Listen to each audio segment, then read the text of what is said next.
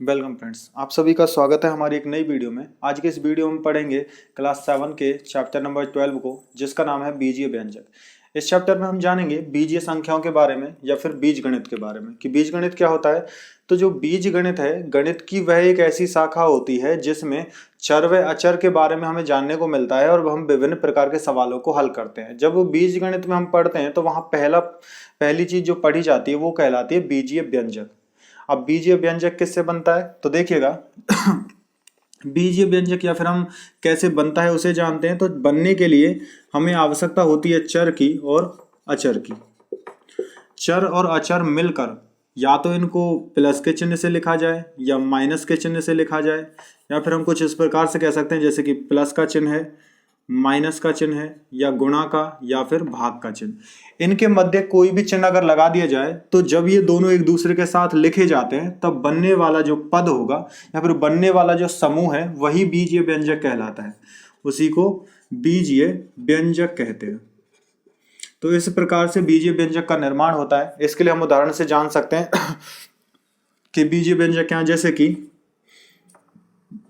5x 7x square, जैसे 6x by, या फिर 4x जेड, या फिर और भी हो सकता है 2ab।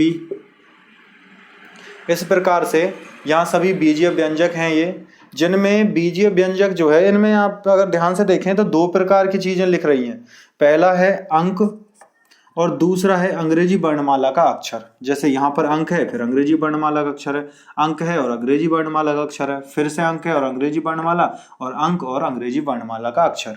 तो जो अंक होता है इसको, जो ये अंक लिखा हुआ है इसको तो कहा जाता है अचर, इसको अचर कहा जाता है, और जो अंग्रेजी वर्णमाला का अक्षर होता है इसको कहा जाता है चर। अब ये चर और अचर होते क्या है?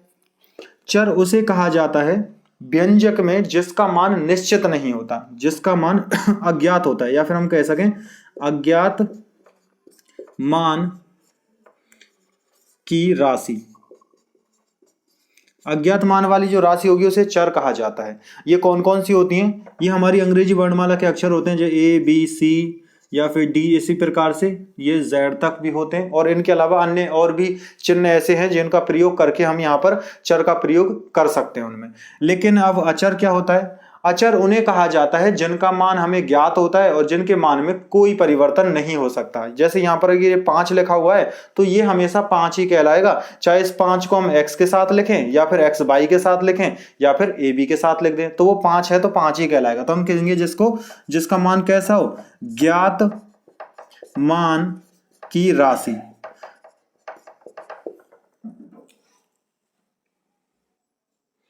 तो ज्ञात मान की जो राशि होती है उसे अचर कहते हैं। कौन सी राशि हो सकती है? जैसे 1 2 3 4 5, या फिर माइनस की संख्या है -1 -2 -3 -4, या कोई भी और संख्या।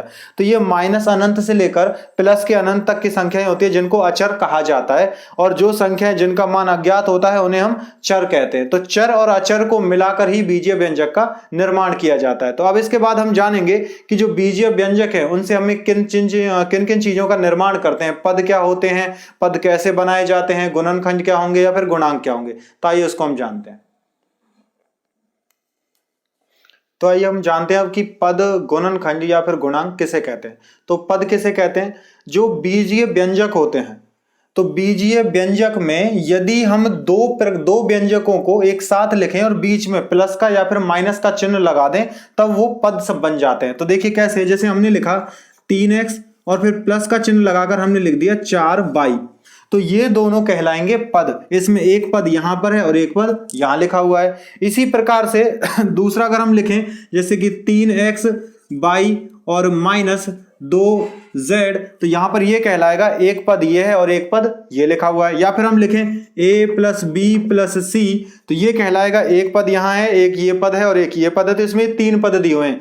अब एक चीज और आपको जाननी है कि जो पद होते हैं वहां जरूरी नहीं है कि जो चर है वो एक बार आए, या फिर 2 बार आए, चर कितनी भी बार लिखा जा सकता है, लेकिन उनके बीच में यदि प्लस का या माइनस का चिन्ह आ गया तो पद अलग अलग हो जाएंगे। तो एक पद को पूरा करने के लिए अब यदि हम उसमें 4 बार भी चर को लिखें तब भी वह एक ही पद गिना जाएगा, लेकिन अगर उसमें जैसे ही प्लस या माइनस का चिन्ह आता है तो वह पद एक से अधिक कहलाएंगे। जैसे हम लिख सकते हैं X Y Z A B, तो ये पूरा एक पद हो सकता है, चाहे इसके आगे 3 लगा दिया जाए या फिर 9 लिखें या 8 लिखें। दूसरा जैसे 7 ए बी सी डी, या फिर और हम लिख सकते हैं -5 उसमें एम एन ओ पी। तो कोई भी जो है वो कैसे हो सकते हैं, एक पद, ये सभी एक पद है, ये भी एक पद है और ये भी एक पद है। लेकिन यहां पर यदि हम 2 पदों को लिखें, जैसे कि 3x, एक लिख दें हम 4y, एक लिखें 5z और एक हम लिख दें 7p।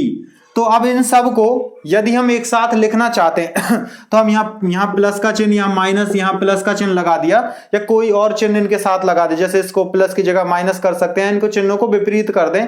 तो यहाँ पर बनने वाले जो ये समूह है, 3x है, 4y है, 5z है, 7p है, ये सभी पद कहलाएंगे। एक पद ये है, ये भी एक पद है, ये भी एक पद है और ये भी एक पद है, तो ये अलग अलग पद कहलाएंगे। तो इस प्रकार से जब 2 पद एक जैसे दिखाई दें, ध्यान रहे एक जैसे कब, तो अब हम समान पद के बारे में पढ़ रहे हैं, जब ऐसा कोई व्यंजक जिसमें चर समान हो, चर समान हो, और समान कैसा होना चाहिए, संख्या में चर जो है वो समान होना चाहिए, तभी जाकर वो समान पद कहलाता है। समान पद होने के लिए संख्या में जो चर है वो समान होने चाहिए। जैसे कि उदाहरण के लिए हम कुछ इसको इस प्रकार से समझ सकते हैं, जैसे हम कहें 3x/, या फिर दूसरा हो सकता है 7x/, तीसरा हो सकता है इसमें -6x/। तो यहां x/, है ये, यहां भी x/, है और यहां पर भी x/, है। जब चर समान होता है, चाहे चर को 2 बार लिखें, चाहे 2 चर हो, यहां पर इससे फर्क नहीं पड़ता, चर की संख्या तो समान है लेकिन उनकी घात भी समान होनी चाहिए। तो हम यहां लिखेंगे संख्या तथा घात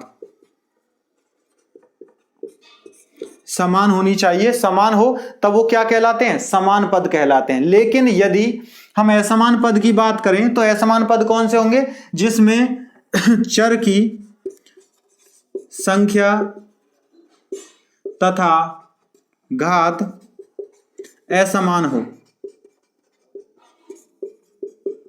तो उसे असमान पद कहा जाता है। इसके लिए उदाहरण हम कौन से ले सकते हैं, इसके लिए समझिएगा यहां पर उदाहरण, जैसे कि हमने इसको लिखा है 3x, यहां से 3x है, यहां 4y, 5z और 7p है यहां पर।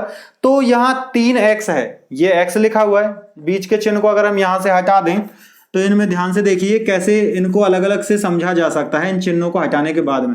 तो यहां 3y है, तो 3x है, तो 3x और ये 4y, इन दोनों में एक में x है एक में y है, तो ये दोनों के चर अलग अलग हैं। यहां पर देखो, यहां z है, इन दोनों से बिल्कुल अलग है, ये p है, इन तीनों से अलग है। इस प्रकार से जब इनके चर अलग अलग हो जाते हैं तो वो असमान पद कहलाते हैं। हमने समान पद और असमान पद को क्यों जाना, क्योंकि पदों में जो जोड़ और घटा होंगे, तो हम कहेंगे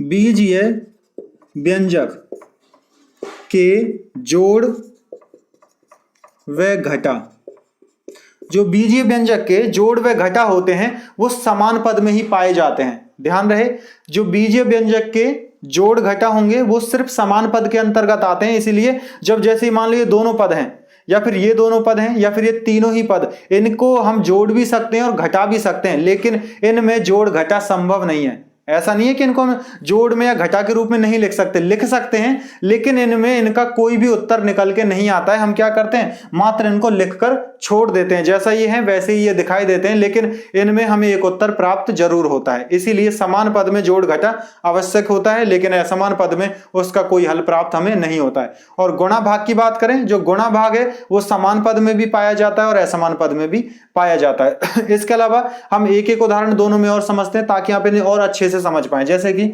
समान पद के लिए देखिएगा, यहां से यदि हम समान पद में लिखें तो हम लिख सकते हैं जैसे कि 5x - 7, या फिर 6y - 3x + 4। ये सब जो हैं, ये उदाहरण जो है, देखो यहाँ एक पद यहाँ है और एक पद यहाँ है, ये दोनों असमान हैं।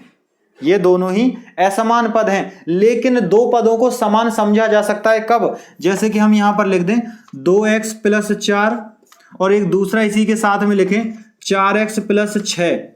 तो यहां पर दोनों पदों को अब ध्यान से देखो, यहां पर जो ये अचर पद है, अचर पद पर तो ध्यान देना ही नहीं है क्योंकि यहां अचर पद के बारे में कोई बात नहीं कही गई है, अचर पद पे कोई ध्यान नहीं देना है। लेकिन यहां 2x है, यहां 4x, यहां भी x का मान है, यहां भी x है।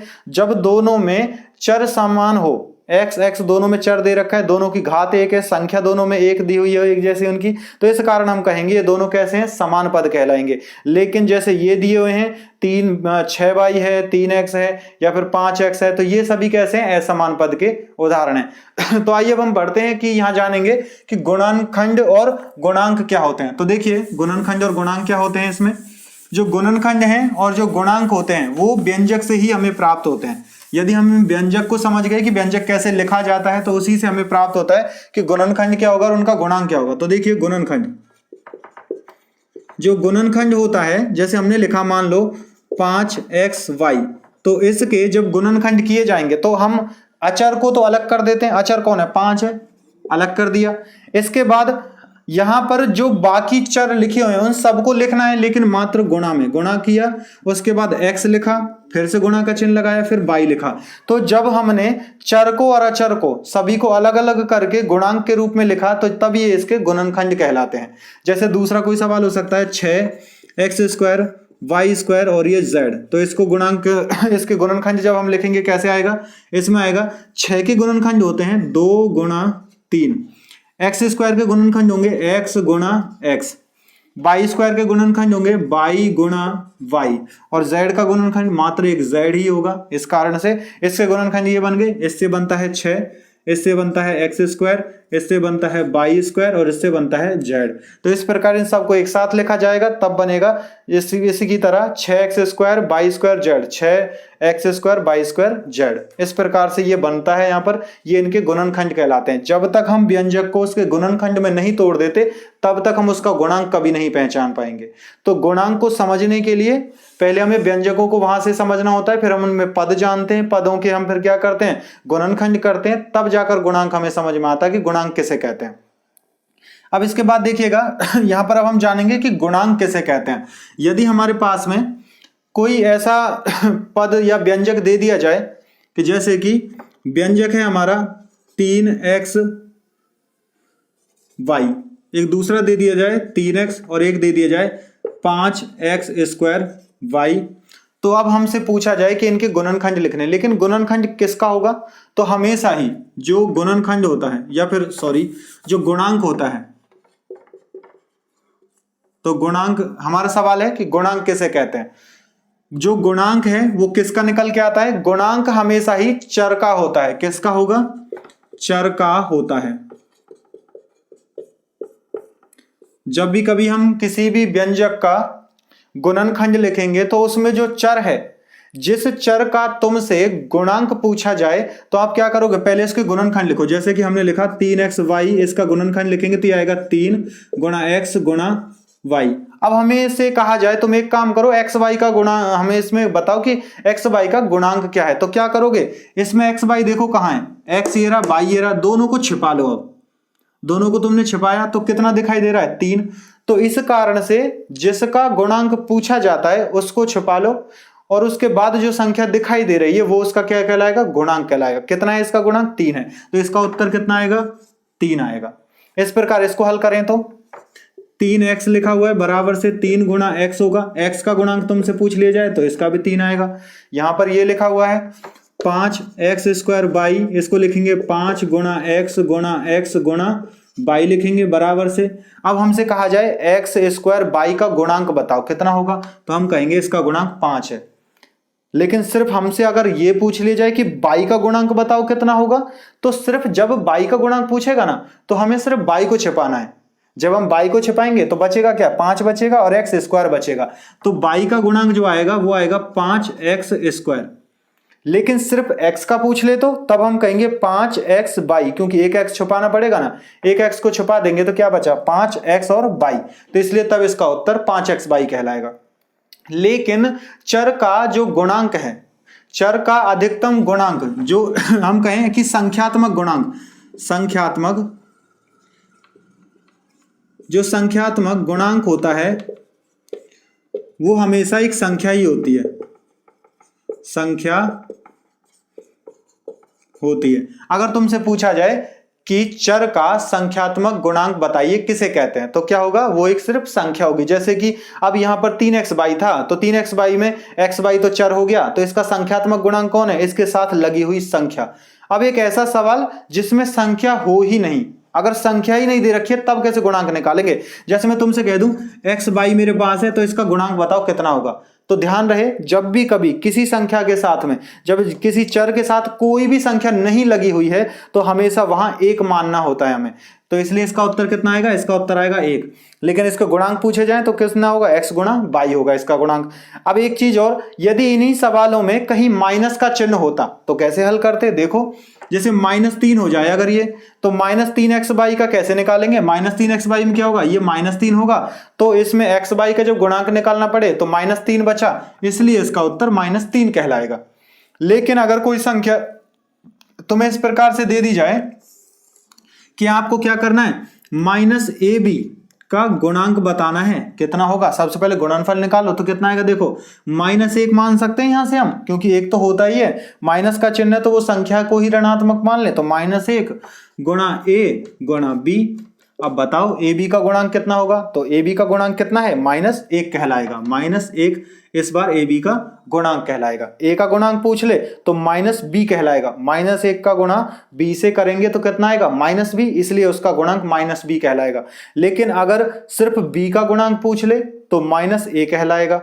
ध्यान रहे, गुणांक जो है चर का तो होता ही है, लेकिन चर जब एक से अधिक संख्या में दे रखे होते हैं तो किसी एक निश्चित चर का भी गुणांक पूछ लिया जाता है। उस जगह पर या फिर उस वक्त हमें क्या करना होता है, उस चर को छिपाकर, जैसे a का गुणांक पूछा तो a को छिपा दो, बाकी बचा हुआ जो है उनको आपस में गुणा करके हल कर लो, जो भी उसका उत्तर आता है वही उसका गुणांक कहलाएगा। जैसे -1 का गुणा b से करेंगे तो -b बनता है, इस कारण a का जो गुणांक है वो -b कहलाएगा। तो इस प्रकार हमने जाना कि पद किसे कहते हैं, गुणनखंड किसे कहते हैं और गुणांक किसे कहते हैं। तो आइए अब हम आगे जानेंगे कि पद जो है वो कितने प्रकार के होते हैं। हमने यहां पर जाना भी था कि पदों को हमने एक बार में लिखा है, दो, जहां पर 2 भी पद थे, 3 भी थे, तो जो पद हैं वो कितने प्रकार के होते हैं उनको जानेंगे, उनके उदाहरण भी। तो देखिए अब हम बात करते हैं हमारे अगले टॉपिक में, वो है पद के प्रकार, और दूसरा है व्यंजकों के जोड़ व घटा। तो पद के प्रकार में जाने हम, जो पद हैं वो 3 प्रकार के होते हैं। पहला होता है एक पदीय, दूसरा होता है द्विपदीय और तीसरा होता है बहुपदीय। एक पदीय किसे कहते हैं, जिसमें एक चर हो या फिर एक से अधिक तो चर हो, लेकिन जो प्लस का या माइनस का चिन्ह है वो एक बार भी नहीं आया हो, तब उसे एक पदीय कहा जाता है। जैसे कि 3x या फिर 4xy या फिर 7xyz, कुछ भी हो सकता है, या फिर -x हो सकता है, या फिर -abc हो सकता है, या फिर हम कह सकते हैं -a²b²c, ऐसा कुछ भी हो सकता है, ये सभी एक पदीय कहलाएंगे।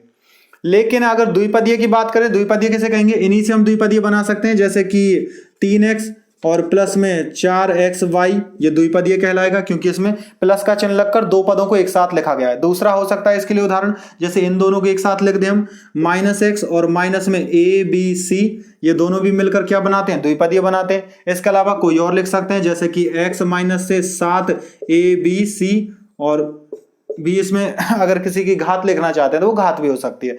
बहुपदीय कैसे कहा जाता है, बहुपदीय उसे कहते हैं जब 2 से अधिक पद, चाहे तो 3 हो, 4 हो या 5 या कितने भी पद हो, जब उनको एक साथ लिखा जाता है तब वो बहुपदीय कहलाते हैं। जैसे कि a + b + c - d, कुछ भी हो सकता है, या फिर a + b + c, ये भी हो सकता है, या हम लिखें xy + yz + zx, ये भी क्या है, एक बहुपद है, क्योंकि इसमें 3 पद है, 3 से अधिक पद होते तब भी ये बहुपद ही कहलाता। इस प्रकार से हमें पता चलता है कि पदों के जो प्रकार हैं वो अलग अलग कौन कौन से होते हैं। अब व्यंजकों में जो जोड़ व घटा होते हैं वो हमेशा समान पदों में पाए जाते हैं।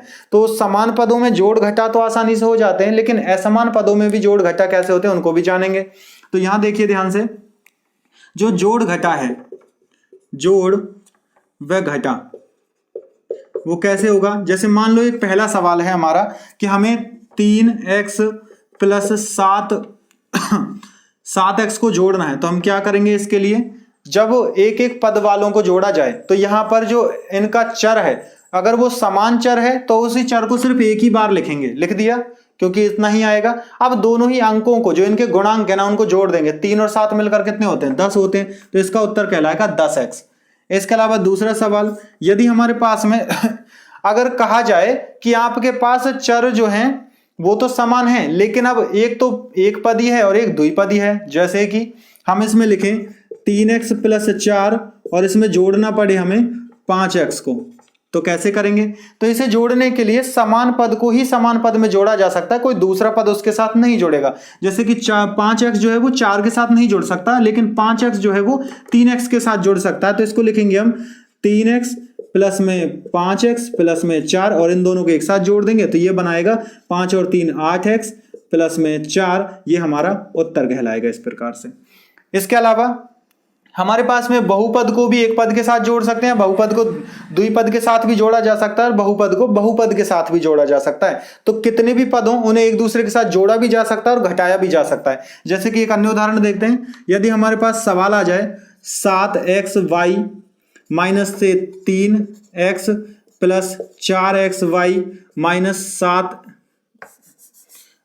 6xy, इसको हमें हल करना है कि अब हमें जोड़ना है घटाना है, दोनों सब कुछ इसी के अंदर है, इसी में शामिल है, तो हमें इसको हल करना है। तो देखिए यहाँ xy है, यहाँ भी xy है और यहाँ भी xy है, तो जो xy वाले पद हैं मतलब वो समान पद हैं और जो -3x है ये एक असमान पद है क्योंकि तीनों में से किसी में भी शामिल नहीं होता। ये मत सोचना इसके पास x और इनके पास भी x है, नहीं, चर जो है वो समान होने चाहिए। अगर इसके पास x है तो सिर्फ इनके पास भी x ही होना चाहिए था, लेकिन इनके पास तो y भी शामिल है और इसके पास वो y नहीं है, इस कारण ये अलग रहेगा। तो जो अलग है उसको पहले ही लिख लो, -3x है।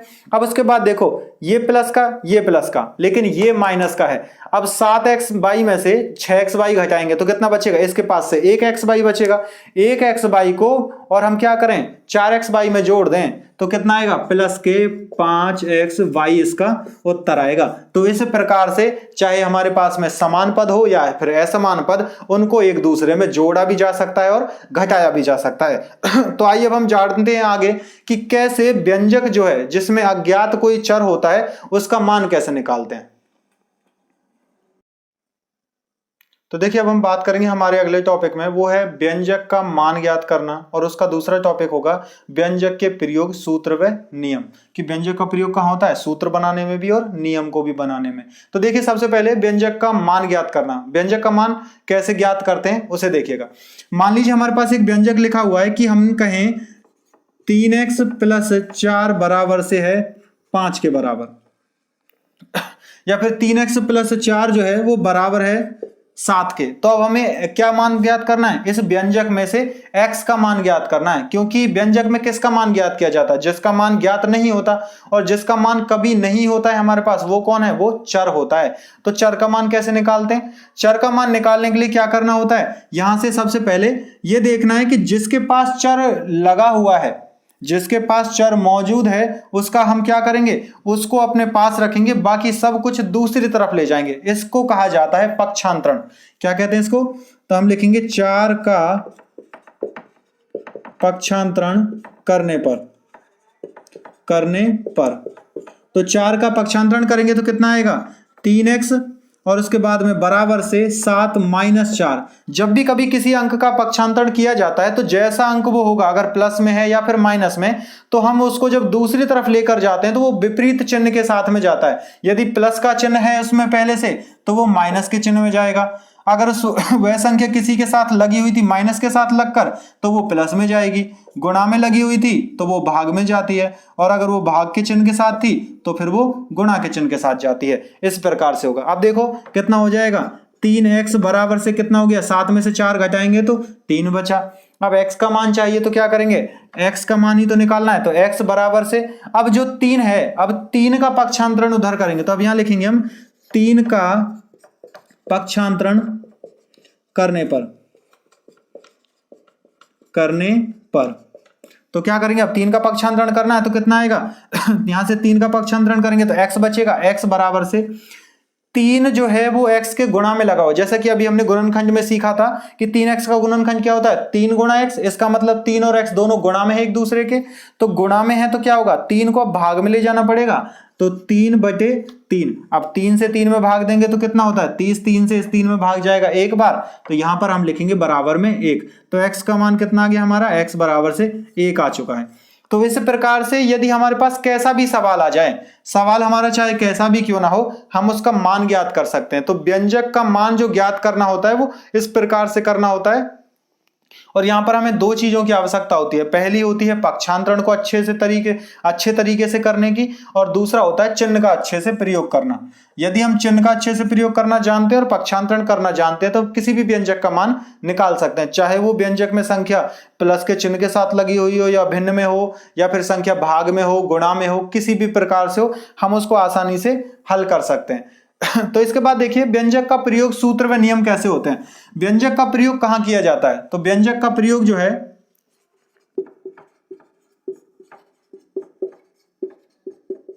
व्यंजक का प्रयोग ज्यामिति में किया जाता है। व्यंजक का प्रयोग ज्यामिति में करते हैं, ज्यामिति में किया जाता है। ज्यामिति में कहां किया जाता है, नंबर 1 परिमाप के सूत्र में। परिमाप में कैसे, यदि हम वर्ग के परिमाप को ध्यान से देखें तो वर्ग का परिमाप क्या होता है, वर्ग का परिमाप होता है 4 गुणा भुजा। तो यहां पर जो भुजा है उसको x माना जाता है, तो इसका सूत्र निकल के आता है 4x, या फिर n मान ले तो 4n निकल के आता है। दूसरा परिमाप और देख ले अगर हम एक और, तो ये तो था वर्ग के लिए। तो अगर हम आयत के परिमाप पर ध्यान दें तो आयत में क्या आता है, आयत आता है 2 कोष्टक शुरू l प्लस b कोष्टक बंद। इसमें लंबाई को l मान लिया गया है, चौड़ाई को b माना जाता है, और इन दोनों को जोड़कर उसमें 2 से गुणा कर देते हैं। तो इस प्रकार से आयत का परिमाप निकाला जा सकता है, और यह है परिमाप जो है ये किसी भी प्रकार के आयत के लिए निकाला जा सकता है। तो यहाँ पर हर बार सवाल में जब आयत की भुजा बदलेंगी तो उसके परिमाप का सूत्र नहीं बदलेगा, सिर्फ एक सूत्र जो है हमारे सामने इसी का प्रयोग करेंगे हम, और इसी से हम हर बार उसका परिमाप निकाल लेंगे। दूसरा होता है क्षेत्रफल।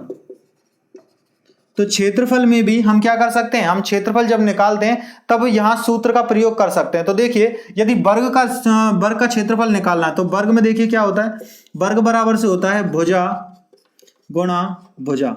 तो भुजा गुणा भुजा में क्या होगा, भुजा को यदि हम x मान लें या फिर हम भुजा को मान लें a, गुणा a बराबर से हो जाता है a स्क्वायर। तो इस प्रकार से वर्ग का क्षेत्रफल a स्क्वायर निकाला जाता है। और अगर हम आयत का क्षेत्रफल निकालें तो आयत में क्या होता है, आयत का क्षेत्रफल होता है लंबाई गुणा चौड़ाई, जिसको कैसे लिखते हैं, लंबाई को अगर हम l से लिखें तो चौड़ाई को b से, तो l इंटू बी लिखा जाता है, जिसको l गुणा b भी कहते हैं या फिर lb कह सकते हैं। बस l और b दोनों को एक साथ लिखना भी गुणा में ही लिखे जाने के बराबर कहलाता है। इसके अलावा अगर हम ज्यामिति के प्रयोग को समझ चुके हैं तो ज्यामिति के बाद हम देखें कि सूत्र बनाने में तो हम इसका प्रयोग देख लिया कि ज्यामिति में इसका प्रयोग किया जाता है। इसके अलावा इसका नियम में प्रयोग कहाँ होगा, तो नियम कैसे बनाए जाते हैं। जैसे हम तुमसे कहें कि कोई संख्या है तो हम कहें संख्या में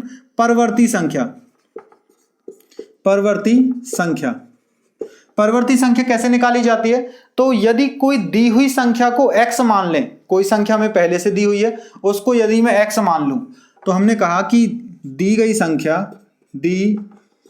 संख्या बराबर x है, तो इसकी परवर्ती क्या हो जाएगी, परवर्ती बराबर से होगी x प्लस 1। हमेशा ही यही होगा। परवर्ती का मतलब क्या होता है, आगे आने वाली संख्या, जो संख्या दे रखी है उससे एक आगे आने वाली संख्या को उसकी परवर्ती संख्या कहते हैं। यदि हमारी पहली संख्या x है तो उसकी अगली संख्या कौन सी होगी, x प्लस 1। अब चाहे यहां पर संख्या को हम 5 मान लें तो 5 के लिए परवर्ती क्या बनेगी, 5 प्लस 1 6 बनेगी। अगर संख्या को 27 माने तो 27 में उसकी परवर्ती क्या बनेगी, 27 प्लस 1 28 बनेगी। तो इस प्रकार से हम यह नियम को भी स्थापित कर सकते हैं, किसके प्रयोग से, सिर्फ व्यंजक के प्रयोग से। दूसरा नियम भी समझो इसमें, ये पहला नियम, ये दूसरा है। तो जो दूसरा नियम है वो क्या है, यहां तो व्यंजक का जो प्रयोग था पहला तो था सूत्र के प्रयोग में, सूत्र के बाद दूसरा प्रयोग है नियम के प्रयोग में। तो देखिए अब इसमें जो परवर्ती के अलावा हम सम संख्या की बात करें, सम संख्या, तो सम संख्या देखो, यदि हम कहें कि हमारे पास n सम संख्या है, ये n कोई नंबर है, अगर हम कहें हमारे पास कोई संख्या है n, तो हमारे पास संख्या कौन सी है, संख्या बराबर से n है, तो इसको अगर सम में बदलना है, अगर इसको हम सम में बदलें तो क्या करेंगे, मात्र 2 से गुणा। तो इसके लिए सम कैसे बनेगा, सम बराबर से 2 गुणा n बराबर कहलाएगा 2n।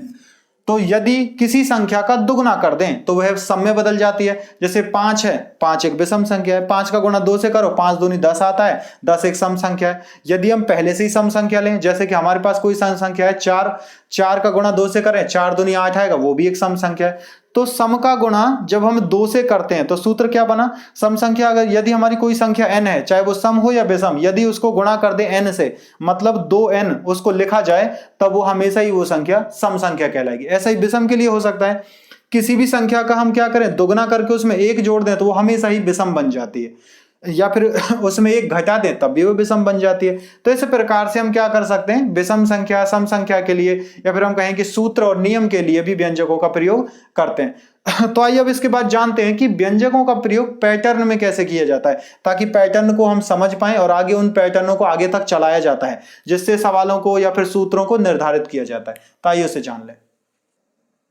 तो देखिए अब हम बढ़ते हैं हमारे अगले टॉपिक पर, वो है हमारा आकृति के पैटर्न में व्यंजक का प्रयोग। तो आकृति के पैटर्न में व्यंजक का प्रयोग कैसे होता है, तो देखिए यदि हमने एक पैटर्न बना है 6 का, हम तीलियों से यदि 6 बनाने की कोशिश करें तो हमें कितनी तीलियों की आवश्यकता होगी, 6 तीलियों की।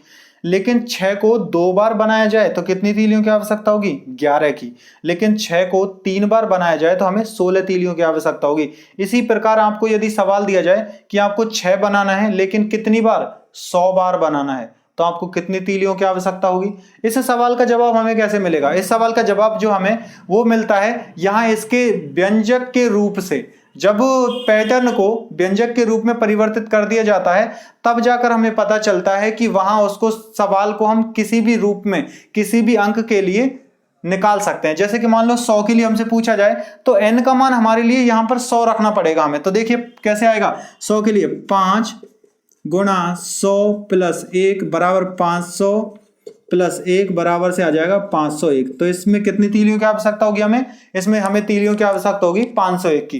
तो यहां देखो, जैसे दूसरा है कि 4 बनाने के लिए 4 तीलियों की आवश्यकता होती है। 2 बार 4 लिखेंगे तो 7 तीलियों की आवश्यकता होगी, 3 बार 4 लिखेंगे तो 10 तीलियों की आवश्यकता होगी। इसी प्रकार से 100 बार 4 लिखने पर क्या आता है, जो 100 बार 4 लिखा जाता है उसमें हमें आवश्यकता होती है 3n प्लस 1 तीलियों की। कैसे, तो इसमें यदि हम 100 बनाएंगे तो देखो कैसे होगा, 3 गुणा 100 प्लस 1 तो बराबर से कितना हो जाएगा, 300 प्लस 1 बराबर से 301 तीलियों की हमें आवश्यकता पड़ेगी। तब जाकर हम इस प्रकार से जो 4 लिख रहे हैं वो 100 बार बना सकते हैं। यदि हमें ऐसा ही सवाल कोई और करना हो जिसमें हमें पहले से पैटर्न दिया हुआ है कि पैटर्न कैसा है, तो हमें उसके लिए क्या करना होगा, उसके n के लिए जो पैटर्न तैयार होता है, उसके n के लिए जो पैटर्न बनता है हमें उसे ढूंढना होगा, और उसे बनाने के बाद ही हम उसके हर एक रूप को समझ पाते हैं। तो इस प्रकार यहां हम आकृतियों के पैटर्न को समझ पाए हैं कि व्यंजक का प्रयोग कैसे आकृतियों के पैटर्न को बनाने में या फिर उनको हल करने में किया जाता है। तो आज की हमारी इस वीडियो में, जिसमें व्यंजक, बीजीय व्यंजक के बारे में था, बस इतना ही। अब हम मिलेंगे आपसे एक नई वीडियो में नए टॉपिक के साथ में। तब तक के लिए धन्यवाद।